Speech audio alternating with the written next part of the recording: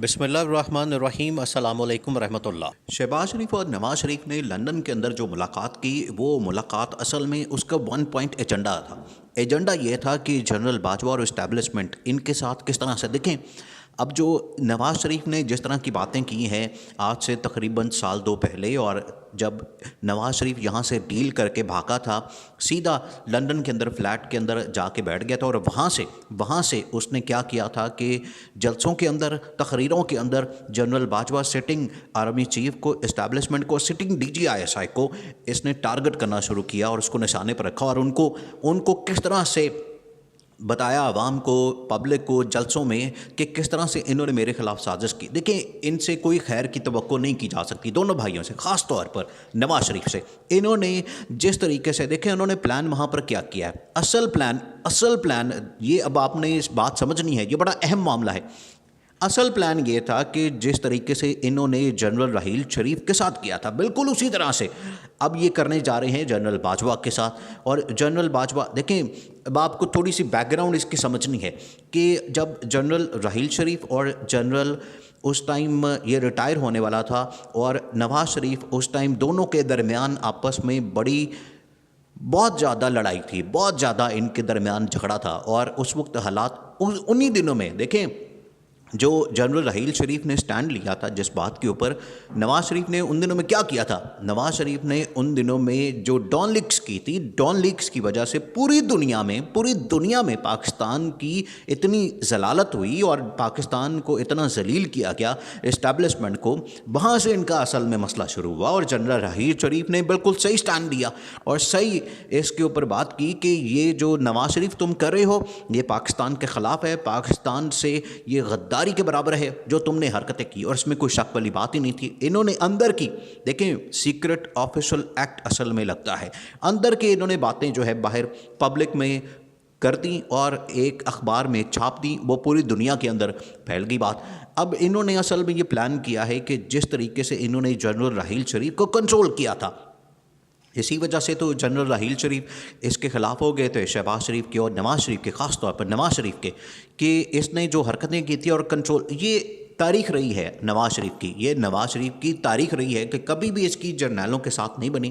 Army chief کے ساتھ نہیں بنی، اس نے جس کو بھی لگایا ہے اس کے ساتھ آخرکار اس نے لڑائی کی، وہ چاہے جنرل مشرف ہو، وہ چاہے جنرل ضیاء الدین بھٹ ہو، جنرل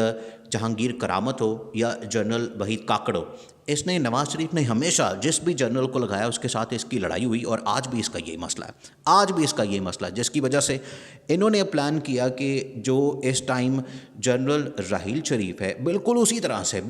طرح سے اس کے ساتھ پلان کرنا ہے، اور جنرل باجوہ کے ساتھ انہوں نے یہی حرکت کرنی تھی، اور یہی حرکت کرنے کا، یہی واردات ڈالنے کا انہوں نے پلان کیا۔ لیکن جنرل راحیل شریف نے اب اس بارے میں انفارم کر دیا ہے، اور یہ بڑا کلیئرلی بتا دیا ہے جنرل باجوہ کو، عمران خان کو بھی، اور تمام لوگوں کو، کہ یہاں پر حالات اس ٹائم جو جنرل باجوہ ہیں یا جو جنرل راحیل شریف اصل میں یہ بتانے والے تھے کہ جنرل باجوہ کے ساتھ یہ لوگ کیا کرنے والے ہیں۔ یہ پاکستان کی تاریخ میں پہلی مرتبہ نہیں ہو رہا کہ اس ٹائم آرمی چیف کی اپوائنٹمنٹ ہو رہی ہے، اور اسی آرمی چیف کی اپوائنٹمنٹ کے اوپر اتنا بڑا مسئلہ ان لوگوں نے، جو نواز شریف اور خاص طور پر جو شریف خاندان ہے، اس نے ڈالا ہے۔ اب جنرل راحیل شریف نے اس بارے میں آگاہ کر دیا ہے، اس بارے میں بتا دیا ہے، اور جنرل راحیل شریف نے یہ بتایا ہے کہ جو عمران خان کہتا ہے، جو عمران خان کرتا ہے، یا جو عمران خان نے جس طریقے سے پورا ملک چلایا اور پورا مینج کیا، اسٹیبلشمنٹ کے ساتھ بھی اس نے اچھے تعلقات رکھے اور باقی لوگوں کے ساتھ، اور اسی وجہ سے یہی چیز ان کو تنگ کرتی ہے۔ اب اصل میں یہ کیا پلان کر رہے ہیں؟ اصل میں یہ پلان کر رہے ہیں اپنی مرضی کا بندہ لانے کے لیے، اس کے لیے یہ تھوڑا سا ڈیلیئنگ ٹیکٹکس استعمال کر رہے ہیں اور ڈیلے کر رہے ہیں۔ آپ دیکھیں کہ اس مہینے کے آخر میں تو ویسے ہی جنرل باجوہ نے ریٹائر ہونا ہے، اسی کو لے کے انہوں نے جو 4-5 آپشن تھی، اصل جو مسئلہ کہاں ہوا، اور پھر اس کے بعد عمران خان نے وہ ایکسٹینشن والی بات کی۔ یہ عمران خان نے اصل میں جو ایکسٹینشن والی بات کی، وہ ایسی ہوا میں بات نہیں کی تھی، اس کے پیچھے ریزن تھی، اس کے پیچھے لاجک تھی، اس کے پیچھے بیک گراؤنڈ تھی۔ بیک گراؤنڈ یہ تھی کہ یہ شریف خاندان، خاص طور پہ نواز شریف اور शहबाज शरीफ और आसिफ जरदारी और मौलाना फजलुर रहमान, ये 3 4 5 ऑप्शन रख के आर्मी चीफ की अपॉइंटमेंट के ऊपर डिस्कशन कर रहे थे, प्लान कर रहे थे। बल्कि यहाँ पर ये प्लान हो रहा था, उस वक्त नवाज़ शरीफ को ऑन बोर्ड नहीं लिया गया था, यहाँ पर ये सारी डिस्कशन हो गई थी और इमरान खान तक ये सारी इन्फॉर्मेशन पहुँच रही थी कि असल में ये क्या काम कर रहे हैं और डिस्कशन क्या हो रही है और किस तरह से ये आर्मी चीफ की अपॉइंटमेंट को लेकर खिचड़ी पका रहे हैं। उसके ऊपर इमरान खान ने ये एक ऑफ़र कर दी, ऑप्शन रख दी कि मेरे पास ये ऑप्शन है कि आप जनरल बाजवा को एक्सटेंशन दे दें और उतनी देर तक एक्सटेंशन दें जितनी देर तक इलेक्शन नहीं हो जाते, और इलेक्शन जैसी अनाउंस हो जाए, अबूरी हुकूमत आ जाए, वो इलेक्शन करवा दे, इलेक्शन करवाने के बाद नई हुकूमत आ जाए और जो भी नई हुकूमत आती है